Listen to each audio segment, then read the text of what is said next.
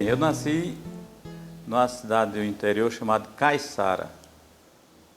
Caiçara é uma cidadezinha assim muito pequena, tinha praticamente uma rua, a igreja, e por trás da igreja tinha um rio, um riachinho, e ao lado desse riacho era a casa da minha mãe, onde eu nasci. Mas lá eu passei apenas 3 anos. Eu vim para João Pessoa para estudar.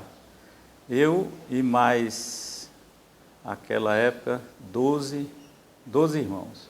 Então viemos para João Pessoa e aqui nos instalamos numa casa na Avenida Almeida Barreto, ali junto do Mercado Central. Antes de chegar no curso médico, eu fiz o primário num grupo Isabel Maria das Neves, ali em Jaguaribe, né?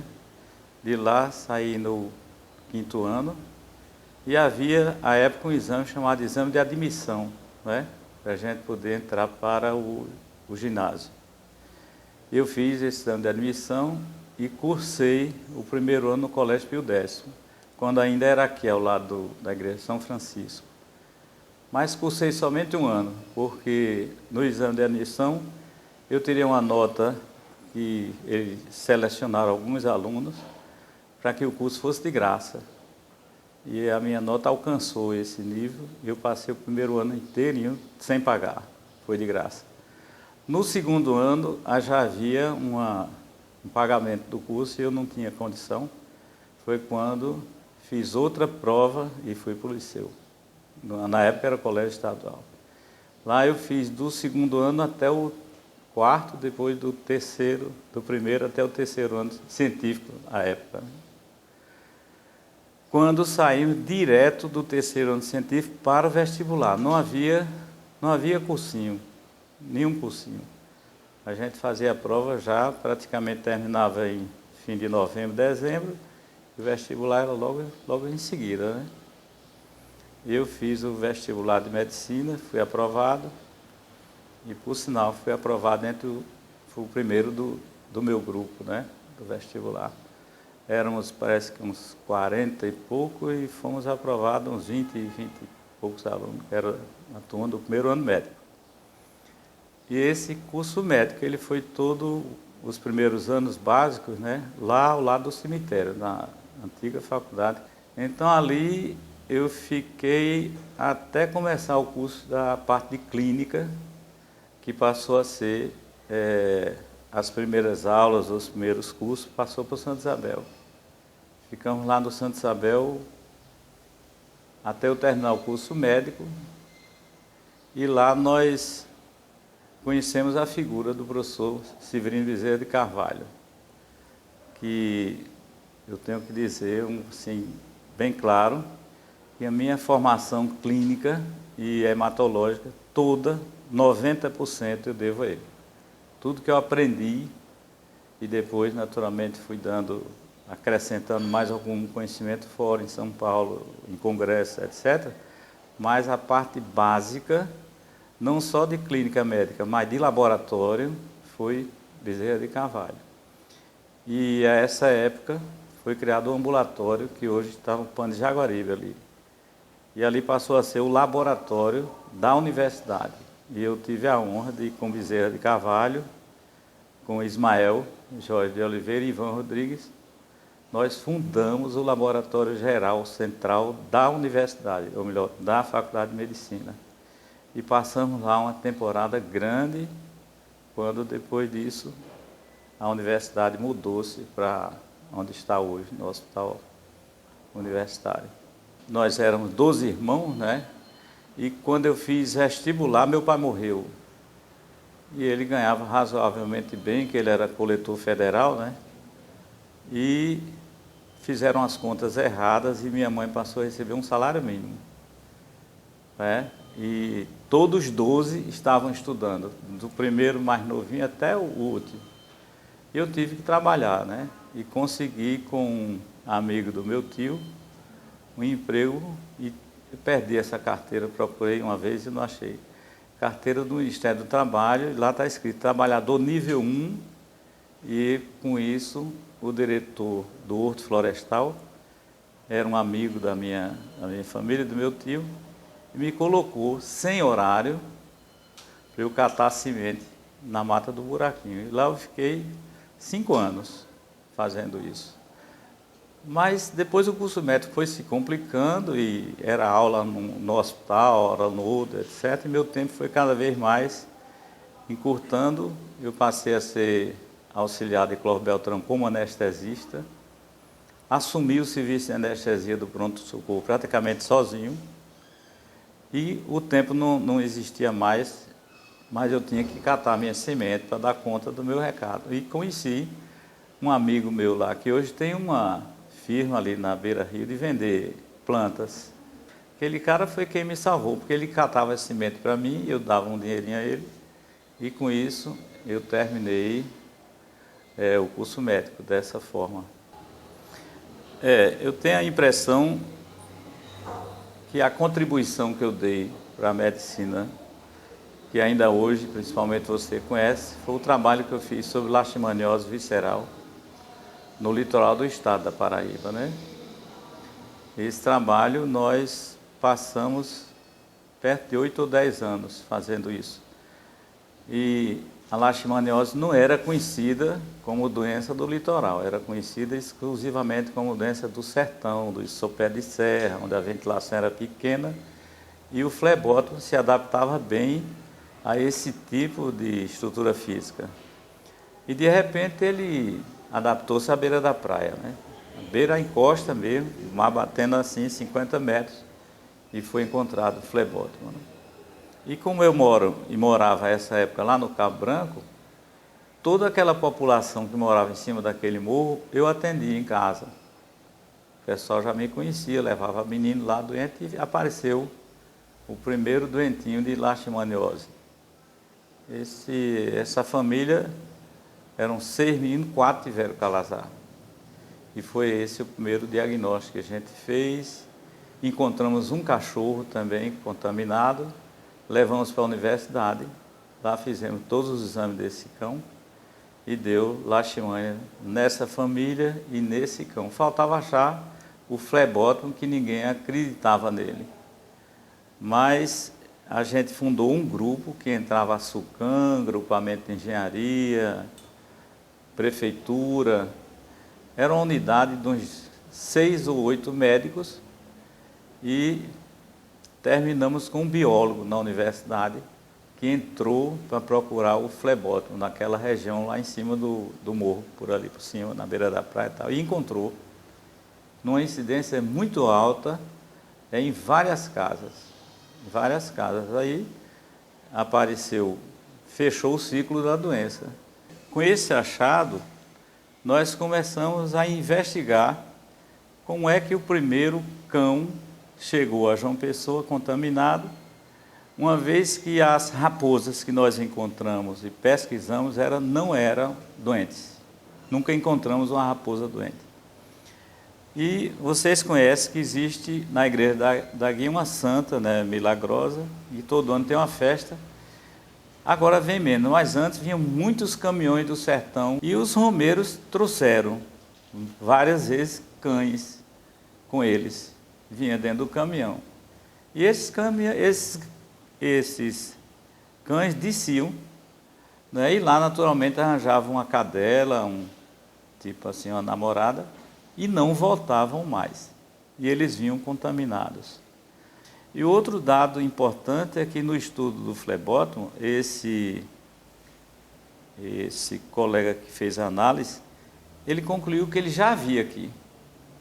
O flebótomo já havia no litoral todinho do estado.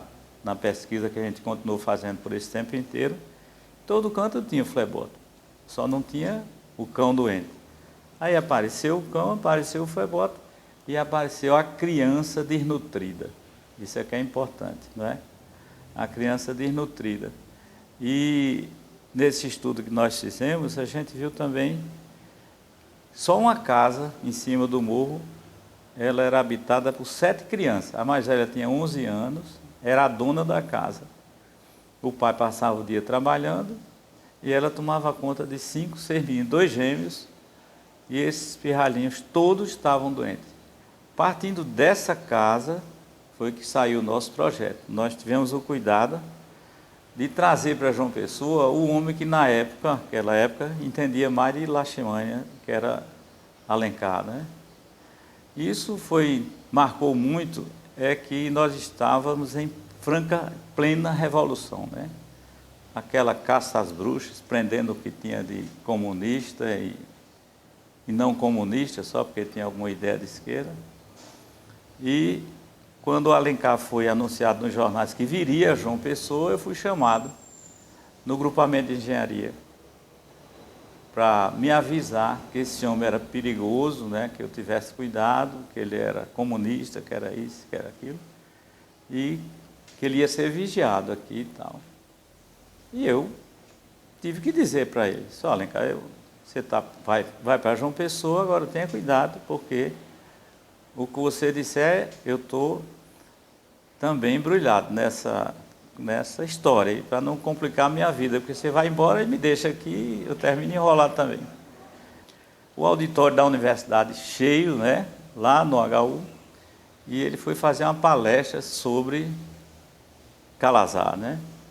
E disse que o calazar era uma doença que dava no cão, ou naqueles que viviam como cão. E daí ele meteu a lenha, sabe? Ele não poupou absolutamente nada. Eu digo, pronto, vai sair daqui tudo preso, porque por mais que eu pedisse a ele, ele não... Mas não deu nada. Saiu tudo direitinho. E ele assumiu, andou a região toda comigo, e disse, vou lhe orientar no seu trabalho. E ele é quem deu a orientação básica disso aí, né? Depois esse trabalho foi publicado com esses 18 casos, e eu mandei para a Universidade de São Paulo. Tinha Carlos da Silva Lacage e tinha o irmão dele. E ele pegou o trabalho e também me deu muita orientação e passou a fazer até uns exames de imunoglobulina que a gente não fazia aqui, tá certo? Ele complementou o trabalho, a gente mandava soro para lá, para o serviço dele, e quando complementamos, chegamos a 100 e alguns casos, foi publicado esse trabalho que eu tenho na Revista Brasileira de Medicina Tropical como nota prévia, porque ninguém havia descrito até então essa doença no litoral. Isso foi, acho que, uma das coisas que marcou muito minha vida de professor. Então, assim, antes de concluir o curso médico, eu passei um tempo sendo auxiliar de Dr. Clóvis Beltrão na cadeira de farmacologia. E fui mais de uma vez a São Paulo fazer um curso prático, que aqui não havia aula prática de farmacologia, lá com Oswaldo Vital Brasil, o filho. Ele era professor de farmácia.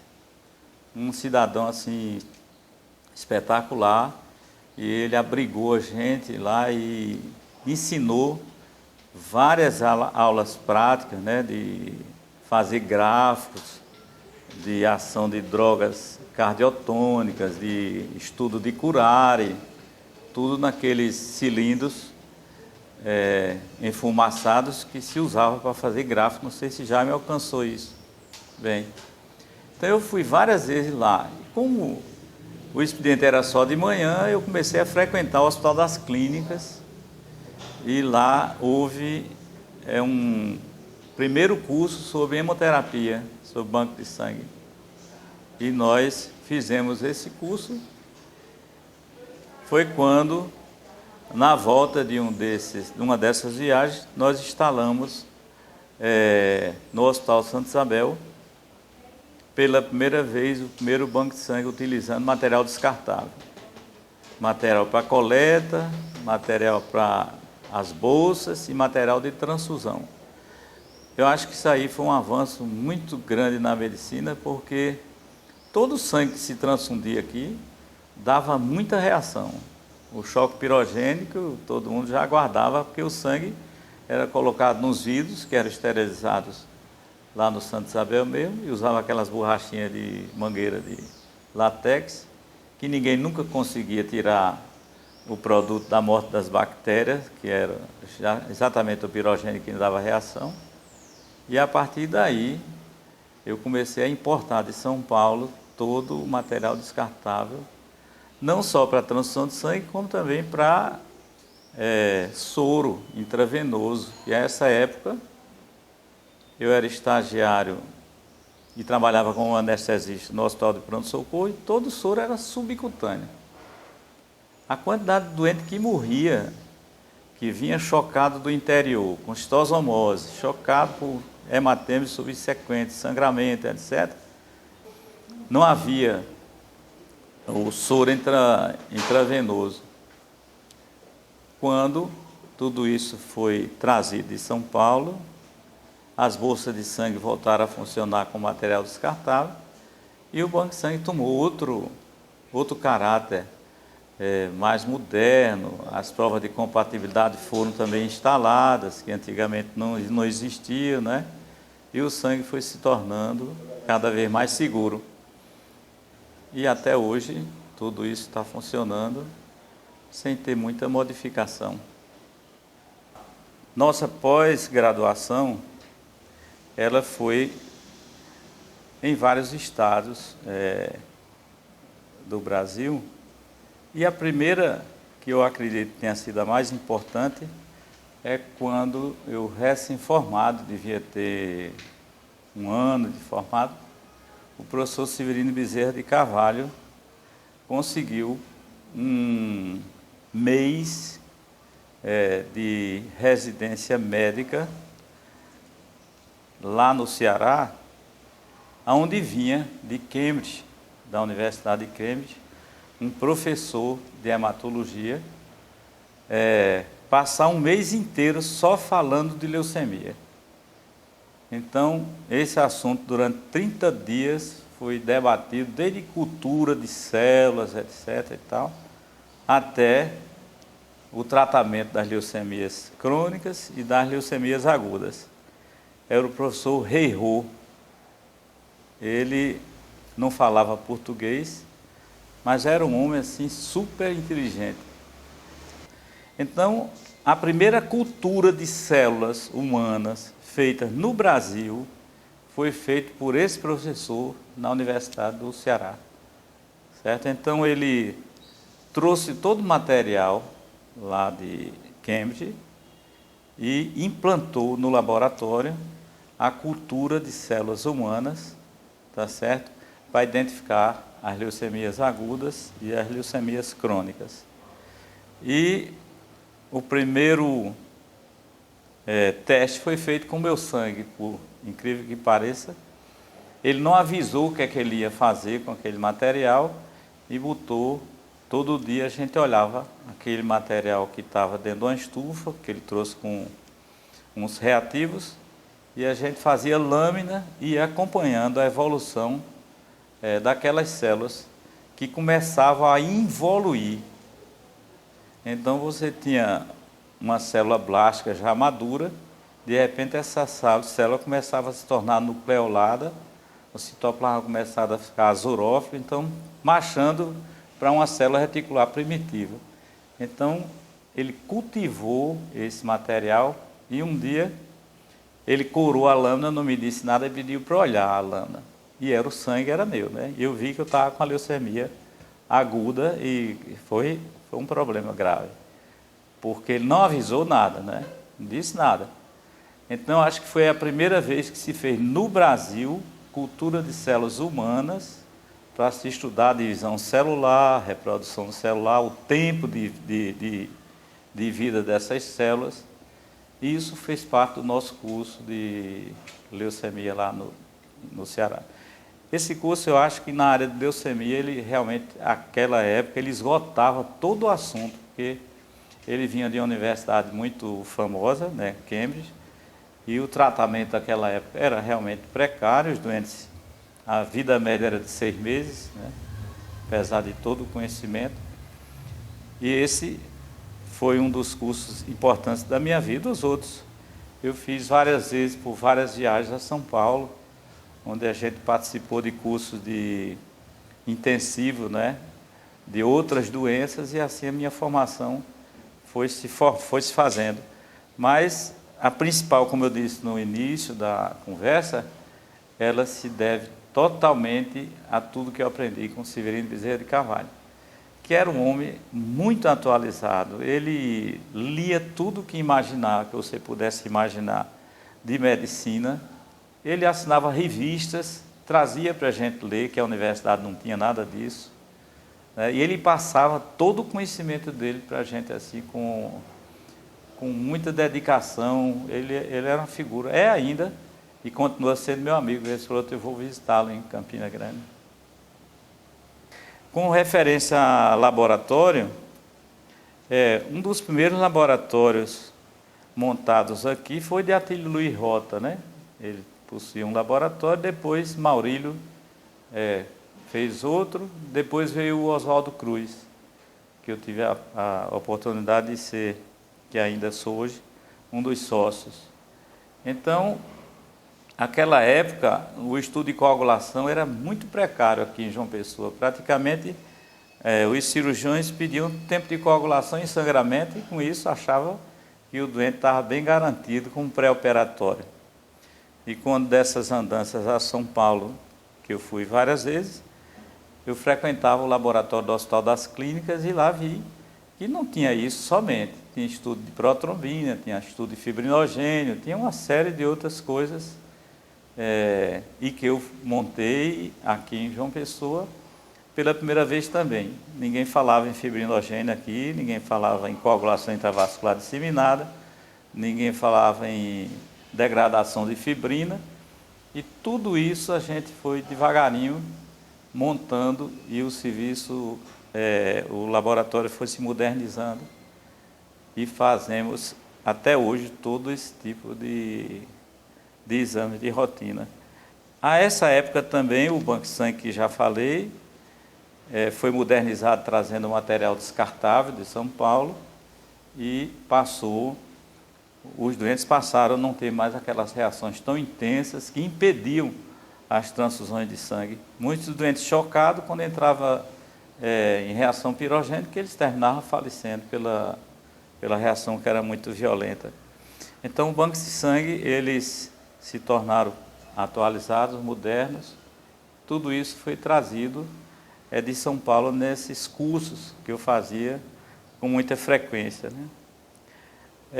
Uma das técnicas que era ligada a banco de sangue, a hemoterapia, era a exsanguíneo transfusão, quer dizer, crianças que nasciam de mães RH negativas, sensibilizadas ao fator RH, essas crianças faleciam de icterícia, faleciam de impregnação cerebral pela bilirrubina, e era um quadro grave. Uma criança nascia normal e 5, 6 dias ela estava entrando em convulsão e anemia grave e falecendo. Então, novamente, nessas viagens que eu fazia de estudo a São Paulo, eu aprendi todo tipo de incompatibilidade materno-fetal, e ainda a introdução da imunoglobulina preventiva para os partos seguintes de mães RH negativo. Isso tudo foi instalado, foi feito aqui em João Pessoa.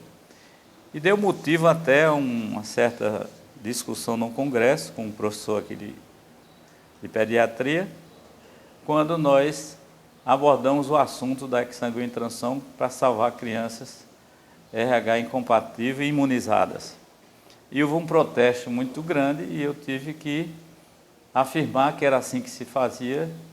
Em São Paulo se fazia assim, e eu comecei a fazer em João Pessoa, e começou a dar certo, e deixou de morrer crianças, incluindo uma das clientes dele, que ele não queria que fizesse a exsanguínea, e essa criança foi salva.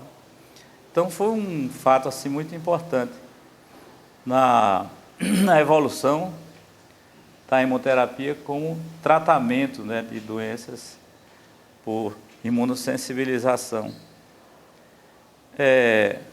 Outra coisa que era muito deficiente naquela época era a abordagem a veias em doentes chocados, né? Como não havia material descartável ainda, um doente chocado, você ou pegava a veia com agulha, ou o doente falecia no choque e ninguém fazia nada. Dissecar a veia para botar catéter, etc., isso veio depois, quando começou a aparecer esses catéteres intravenosos, que ainda hoje tem. Mas o primeiro que foi adaptado numa paciente aqui que estava em choque gravíssimo, nós instalamos, pegamos uma sonda gástrica de criança, adaptamos uma agulha de peridural, não é a de hack, aquela peridural grossa, né? E revestimos essa agulha com a sonda gástrica e abordamos a femoral nessa doente que estava chocada. Passamos a agulha, depois tiramos a agulha, ficou a sonda dentro da veia e ali a gente adaptou uma agulha e passou o sangue em alta velocidade, salvando essa paciente. Então, daí para diante, a gente procurou saber, em São Paulo já havia esse material pronto, esterilizado, etc. e tal. E eu acho que isso foi um avanço muito grande, que muitas crianças aqui faleceram desidratadas, porque não havia ninguém que abordasse veias periféricas para hidratação. E isso eu trouxe também para aqui e devo ter salvo muita gente em estado de choque, desidratado, porque eu abordava bem as veias periféricas também. Braço, nas mãozinhas, menino de 1 ano, 2 anos. Pegava as veias periféricas da cabeça, imobilizava bem a cabeça. E tudo isso foi implantado graças a essas viagens que eu fazia com muita frequência a São Paulo. E fiz amizade com os colegas lá de banco de sangue, de laboratório e tal. Sempre que eu ia, passava uma temporada e trazia uma novidade para instalar aqui em João Pessoa. Um outro fato que marcou a minha vida universitária é quando eu estava com 2 filhos estudando em Madrid. Tinha um médico, Gilles Filho, estava lá na Universidade Complutense de Madrid, e tinha outro arquiteto que estava estudando também lá. A essa época, o professor da cadeira de hematologia conheceu o meu trabalho sobre leishmaniose visceral, porque estava aparecendo crianças com calazar na enfermaria dele, de hematologia, eles não conheciam a doença. Aí ele me pediu para eu trazer todo o material e fazer uma palestra lá no hospital, e eu mandei buscar esse material que eu possuía, fiz uma palestra numa aula assim magistral, com todo o corpo clínico praticamente do hospital presente, e aquilo me deixou assim emocionado para falar no meio dessa turma tão pesada assim, então, essa seleção, né, do Hospital Complutense. E apresentamos o trabalho sobre leishmaniose visceral. Eles me deram um título, me deram um documento, e valeu demais, porque o professor da cadeira já era amigo nosso de congressos, e ele abrigou Gilson Filho por 2 anos na disciplina de hematologia lá na universidade. Então isso foi uma coisa que marcou realmente a nossa apresentação desse trabalho aqui da Paraíba, fora do Brasil, né? Com referência à barreira do Cabo Branco, aquela sobrancelha que sobrou da barreira do Cabo Branco, eu participei ativamente naquela preservação, porque eu morava na ponta do Cabo Branco e moro há mais de 40 anos. E assisti de perto toda a degradação daquela região, não só em cima, no altiplano, como a parte de baixo da barreira. No tempo que o governador do estado era Ivan Bichara, começou a passar aquela pista pela frente do convento nazareno. E os tratores de uma firma aqui de João Pessoa, eles estavam cortando a mata, vindo em direção à borda da mata. Ele vinha cortando a madeira e jogando a mata de mata abaixo, de ladeira abaixo. Ele chegava em cima da barreira e lá jogava. Quer dizer, o próximo inverno, tranquilamente, toda aquela área desmatada ia começar a fazer erosão, ia jogar o resto da mata no chão. E como isso estava acontecendo atrás da minha casa, eu procurei o governador do estado, que era parente da minha esposa, e contei o que é que estava acontecendo, e ele de casa mesmo ligou direto para o dono da firma de engenharia. E ele entendeu que era o governador e parou. Se ele não tivesse feito isso, não ia ficar nada aí. Hoje não sobrava mais nada, porque ele derrubava e jogava as árvores de ladeira abaixo. Quer dizer, não sobrava nem uma sobrancelhazinha em cima para sustentar aquele resto de Mata Atlântica. E depois desse fato foi quando eu consegui que ele nomeasse seis vigias. Ainda hoje tem gente, já não está mais à disposição da mata, mas eles passaram muitos anos tomando conta, porque todo mundo que morava na barreira vinha tirar o pedaço da mata para cozinhar, né? Utilizar como lenha. E eles faziam um serviço muito interessante. Eles tocavam fogo na barreira para queimar uma parte da mata e depois dizer que vinha só pegar o material que estava imprestável e tal, né? Foi quando nós cercamos, e essa barreira hoje está lá, preservada, né?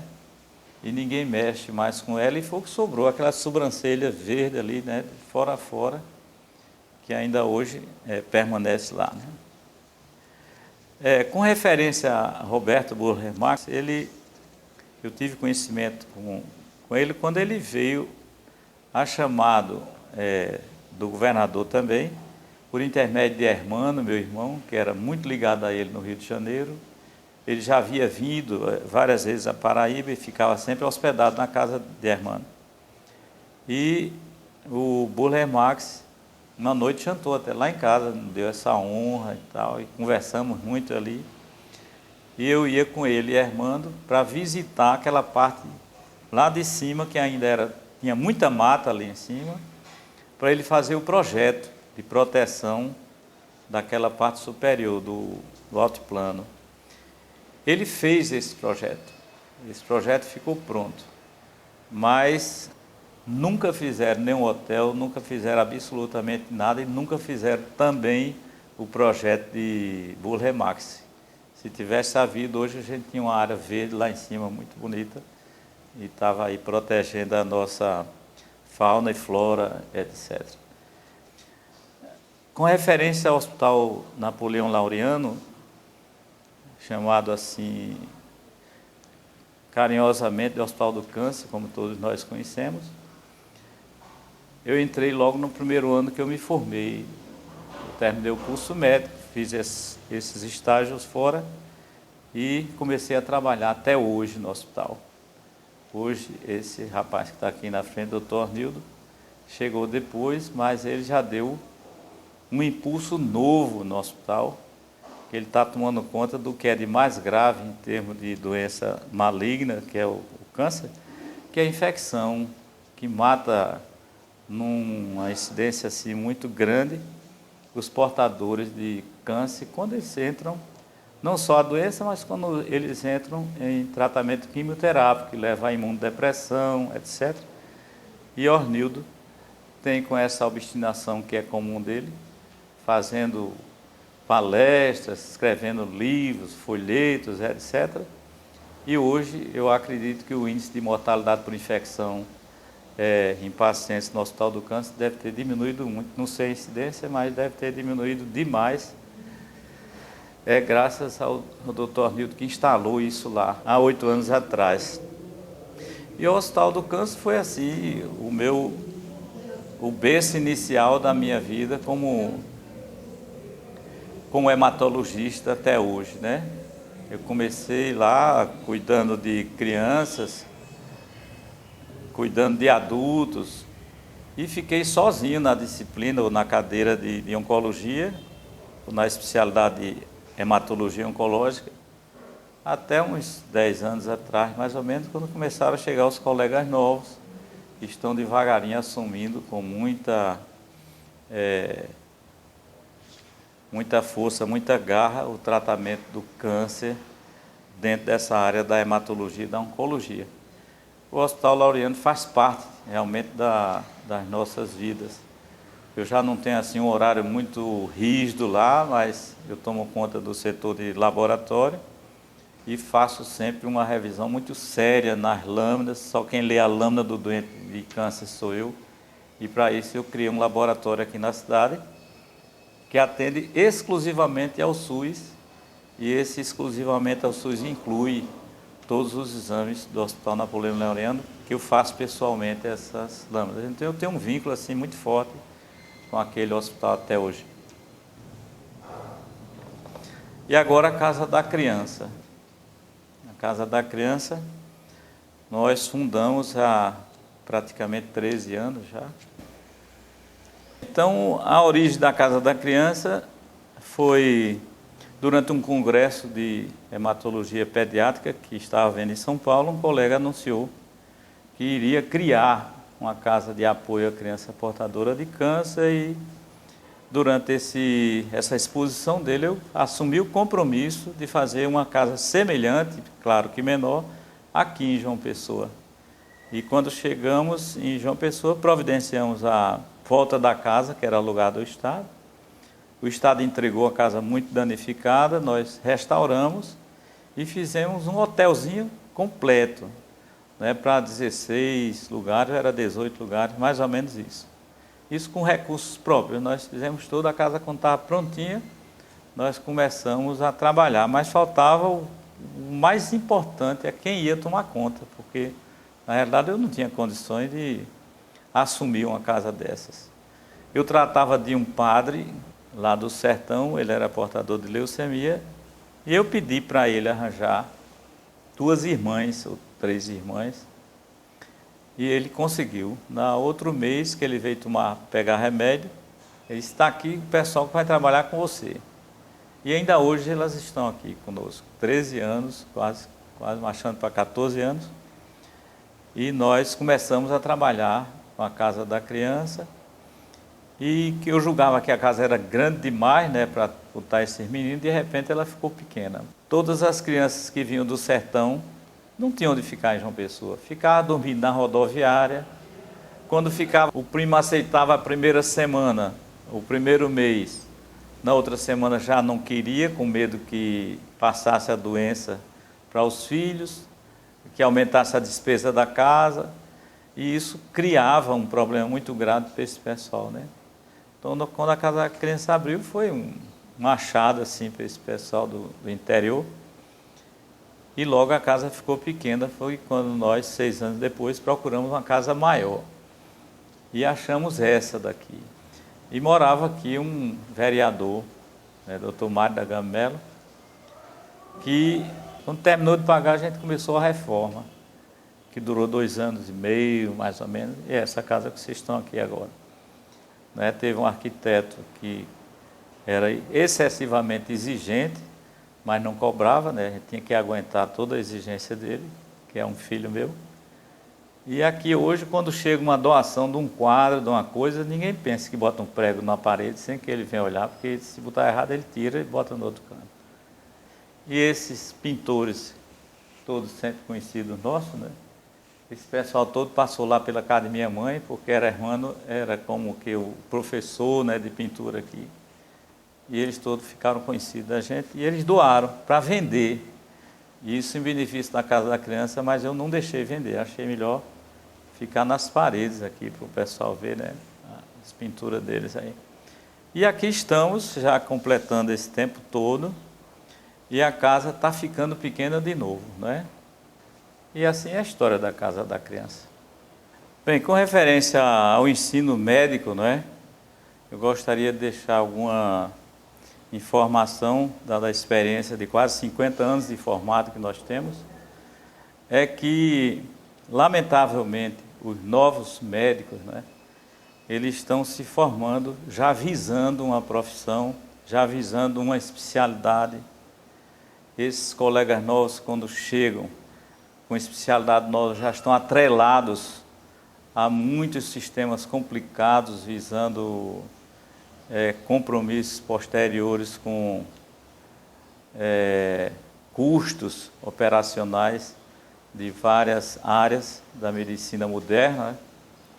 e esses colegas já não escolhem mais uma profissão pelaquilo que eles gostariam de ser, mas pelaquilo que a medicina está propiciando hoje, de maior rentabilidade. Isso aí é uma coisa que precisa se pensar muito sobre aonde vai a nossa medicina moderna, né? Onde é que vai parar tudo isso, porque o médico, por exemplo, um bom clínico hoje, está difícil da gente encontrar, né? Eu não sei se quando acabar essa leva desse grupo de 50, 60 anos trabalhando como clínicos, o que é que vai entrar no lugar de todo esse povo. Então, isso é uma preocupação muito grave para aqueles que têm faculdade de medicina, que hoje já tem uma quantidade muito grande, já virou comércio, né?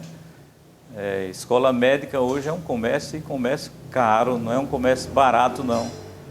É um comércio caro e que nem sempre tem a qualidade que deve ter, né? Nem sempre. Primeiro, não tem espaço físico. Eu estou trabalhando no Hospital São Vicente de Paula com mais intensidade agora, que a gente está lá fundando um serviço de oncologia, e a gente vê os corredores, vê um quarto de um doente com 8, 10 auxiliares de enfermagem dentro, a conversar assuntos totalmente diferentes do doente, tá certo? Contaminando o doente. Tudo isso por excedente de alunos das escolas que não tem onde botar esse povo, e não tem mesmo não. Porque se você imaginar essas 3 escolas novas de medicina, nenhuma tem hospital. Nenhuma fez nem um hospital novo. Eles estão usando uma estrutura mais ou menos antiga dos hospitais que restam funcionando em João Pessoa, porque também a situação dos hospitais, todos nós conhecemos, é cada dia mais grave, é cada dia economicamente mais difícil a sobrevida deles. Aí quando aparece uma oportunidade de botar 30, 40 estudantes de enfermagem ou de medicina numa ou 2 ou 3 enfermarias, eles abrigam aquilo como uma forma de receber mais algum dinheiro. E isso é muito sério mesmo. Eu não sei o que é que esse povo vai aprender finalmente com um curso médico dessa natureza. Então é essa a minha preocupação atual.